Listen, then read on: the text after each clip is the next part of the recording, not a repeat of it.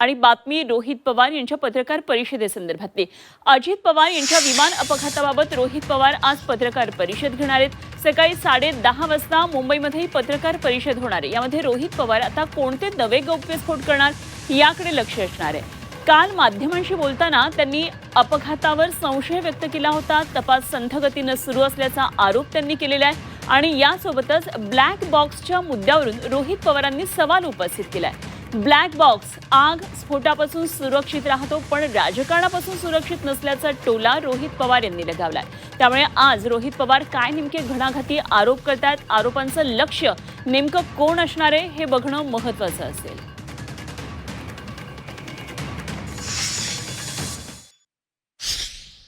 ज्या पद्धतीने सरकारकडनं इन्व्हेस्टिगेशन चाललंय ते मंद गतीने स्लो आणि कुठंच काही डिटेलमध्ये होताना दिसत नाही।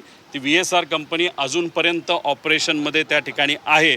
मग जर सरकारकडनं ज्या पद्धतीने इन्व्हेस्टिगेशन व्हायला पाहिजे ते होत नाही आणि ज्या ज्या गोष्टी आम्ही प्रेडिक्ट केल्या होत्या की उद्या जाऊन ते म्हणू शकतील ब्लॅक बॉक्स बंदच आहे, जळलाच आहे, मग तो आता भारताच्या बाहेर आपल्याला पाठवावं लागेल, या सगळ्या गोष्टीकडे कुठेतरी सरकारकडनं या इन्व्हेस्टिगेशनकडे दुर्लक्ष होतं आहे का असा प्रश्न निर्माण झाल्यामुळे आम्हाला आमच्या मित्रांना काही लोकांना त्यांच्याशी चर्चा करून अधिकची काय माहिती मिळते का हे आम्ही बघत असतो।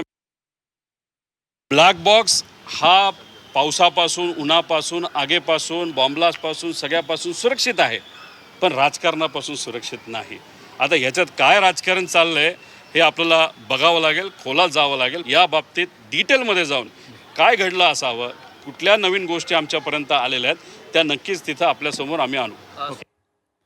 तर आज या पत्रकार परिषदेकडे सगळ्यांचंच लक्ष लागलेलं आहे। अजित पवारांचे चाहते, समर्थक, कार्यकर्ते आणि त्याचबरोबर विरोधकांचं सुद्धा लक्ष असणार आहे। त्यामुळे आज काय नेमके आरोप रोहित पवार करतात हे बघणं खूप महत्त्वाचं ठरणार आहे आणि या सर्व घडामोडींवर लक्ष ठेवण्यात आमचे प्रतिनिधी ओम देशमुख। आपण ओमकडे जाऊया। ओम, आज ही महत्त्वाची पत्रकार परिषद आहे। आपण पाहिलं गेल्या काही दिवसांपासून रोहित पवारांनी हा मुद्दा चांगलाच चर्चेत आणलेला आहे, उचलून धरलेला आहे। आजची पत्रकार परिषद सुद्धा घणाघाती होईल अशी अपेक्षा आहे। काय काय मुद्दे आज येऊ शकतात?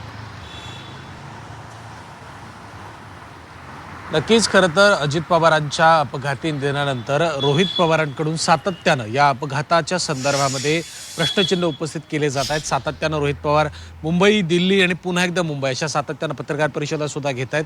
मुख्यत्वे त्यांचा जो आज आरोप आहे की या सगळ्या अपघाताच्या मागे नेमकं काहीतरी वेगळं कारण असू शकतं असा देखील आरोप त्यांच्याकडनं केला जातोय।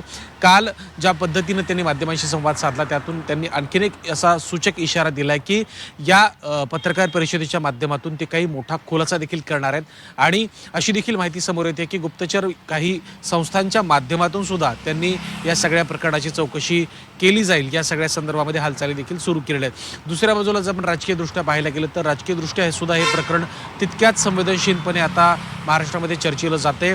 अजित पवारांच्या निधनानंतर खऱ्या अर्थानं रोहित पवारांनी आक्रमकपणे पुढे येत या सगळ्या मुद्द्यांची उकल करण्याचा प्रयत्न केला। तथ्यात्मक मुद्दे सुद्धा त्यांनी काही प्रमाणात माध्यमांच्या समोर प्रेझेंटेशनच्या माध्यमातून समोर ठेवले होते। त्यामुळे कुठेतरी अजित पवारांच्या मृत्यूबद्दल प्रश्नचिन्ह सातत्यानं पुन्हा एकदा उपस्थित होताना पाहायला मिळते।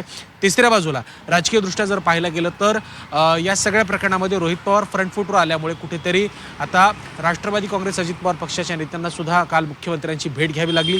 सुनेत्रा पवार, प्रफुल्ल पटेल, सुनील तटकरे या नेत्यांनी काल मुख्यमंत्र्यांची भेट घेत अजित पवारांच्या मृत्यूची आणि एकंदर अपघाताची CBI चौकशी करावी अशी मागणी केली आहे। त्यामुळे या सगळ्या गोष्टींच्या पार्श्वभूमीवरती आज रोहित पवारांची पत्रकार परिषद अनेक अर्थांनी महत्त्वाची ठरते।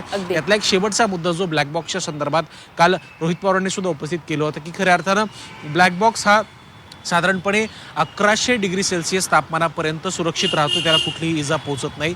त्यामुळे अपघातानंतर अशा प्रकारचं काही वातावरण तयार झालं की जेणेकरून ब्लॅक बॉक्स डॅमेज होईल आणि खऱ्या अर्थानं ब्लॅक बॉक्समधले असलेले जे काही पुरावे आहेत ते नष्ट होतील। अशा प्रकारची जी काही कालपासून चर्चा सुरू आहे त्या संदर्भात नेमकं काय खुलासा होतोय हे देखील पाहणं महत्त्वाचं असणार आहे, कारण ब्लॅक बॉक्स हा सगळ्या विमान अपघातातला सगळ्यात महत्त्वाचा पुरावा असू शकतो। त्यामुळे रोहित पवार आजच्या पत्रकार परिषदेच्या माध्यमातून काही गुप्तचर यंत्रणांकडनं किंवा गुप्तचर संस्थांकडनं किंवा एजन्सीजकडनं काही चौकशी करून त्या संदर्भातली माहिती समोर आणतायत का किंवा काही मोठा दावा या पत्रकार परिषदेच्या माध्यमातून करतायत का पाहणं महत्त्वाचं असणार आहे। शेवटचा मुद्दा, मुख्यमंत्री देवेंद्र फडणवीस या सगळ्या संदर्भामध्ये आज केंद्रीय गृहमंत्री अमित शहांना पत्र लिहून CBI चौकशीच्या संदर्भात मागणी करणार आहेत। त्यामुळे नेमकं काय घडतंय पाहणं महत्त्वाचं असेल। निश्चितच जरूर लक्ष ठेवून राहा ओम। आपण या बातमीवर आणखी चर्चा करणार आहोत। पत्रकार परिषद 10:30 वाजता आहे। जरूर आपण या संदर्भात ते तपशील जाणून घेत राहणार आहोत. तुर्तास धन्यवाद दिलेल्या माहितीसाठी. ओम देशमुख आमचे प्रतिनिधी आपल्याबरोबर होते.